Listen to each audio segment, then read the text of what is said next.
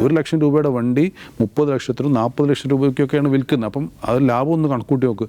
സർക്കാർ നികുതി നൽകാതെ എത്രത്തോളം ലാഭം ഉണ്ടാക്കുന്നു എന്നുള്ളതാണ് വിഷയം.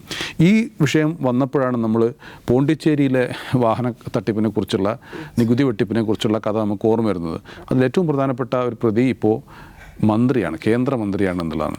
അദ്ദേഹം സുരേഷ് ഗോപി എന്ന് പറയുന്ന അദ്ദേഹം കേസ് പിൻവലിക്കണമെന്ന് ആവശ്യപ്പെട്ട്, കേസ് റദ്ദാക്കണമെന്ന് ആവശ്യപ്പെട്ട് കോടതിയെ സമീപിച്ചെങ്കിലും കഴിഞ്ഞ ഏപ്രിൽ കോടതി അത് സ്വീകരിച്ചില്ല. പൃഥ്വിരാജിനും ദുൽഖറിനും കാര്യം അവിടെ നിൽക്കട്ടെ, ഞാൻ പറഞ്ഞല്ലോ, അവർ അറിഞ്ഞെന്നും അറിഞ്ഞില്ലെന്നും നമുക്ക് പറയാം. പക്ഷേ സുരേഷ് ഗോപി ചെയ്തിരിക്കുന്നത് എന്താണ്? ആ കേസ് എന്താണ്? പോണ്ടിച്ചേരിയിലെ ചാവടി എന്ന് പറയുന്ന സ്ഥലത്ത് അപ്പാർട്ട്മെൻറ്റിൽ താമസക്കാരനാണ് എന്ന് പറഞ്ഞുകൊണ്ടാണ് പോണ്ടിച്ചേരിയിൽ നിന്ന് അദ്ദേഹം വണ്ടി വാങ്ങിയിരിക്കുന്നത്. പോണ്ടിച്ചേരിയിൽ ടാക്സ് റിഡക്ഷൻ ഉണ്ടെന്ന് നമുക്കറിയാലോ. അപ്പം അവിടെയുള്ള താമസക്കാർക്ക് മാത്രമേ അവിടെയുള്ള സാധനങ്ങൾ വാങ്ങാൻ പറ്റുള്ളൂ. അപ്പോൾ ഇദ്ദേഹം അന്ന് തിരുവനന്തപുരത്താണ്. തിരുവനന്തപുരത്തുള്ള സുരേഷ് ഗോപി പോണ്ടിച്ചേരിയിൽ അപ്പാർട്ട്മെൻറ്റിൽ മേൽവിലാസത്തിൽ അദ്ദേഹം വണ്ടി വാങ്ങുന്നു. അങ്ങനെയാണ് ഈ കേസ് വരുന്നത്. 2 വാഹനം വാങ്ങിയെന്നാണ് പരാതി ഉയർന്നിരുന്നത്. പക്ഷേ ഒരു വാഹനത്തിൻ്റെ പേരിൽ മാത്രമേ കേസ് വന്നിട്ടുള്ളൂ.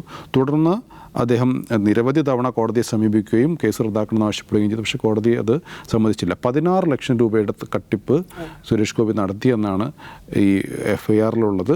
30 ലക്ഷം വരെ സർക്കാർ നഷ്ടമുണ്ടായി എന്നുള്ളതാണ് കണക്ക് പുറത്തു വരുന്നത്. ഏതായാലും ഈ കാര്യത്തിൽ സുരേഷ് ഗോപിയെ കൂടി സ്മരിച്ചുകൊണ്ടാണ് നമുക്ക് ഈ റെയ്ഡിനെ ഓർക്കാൻ പറ്റും.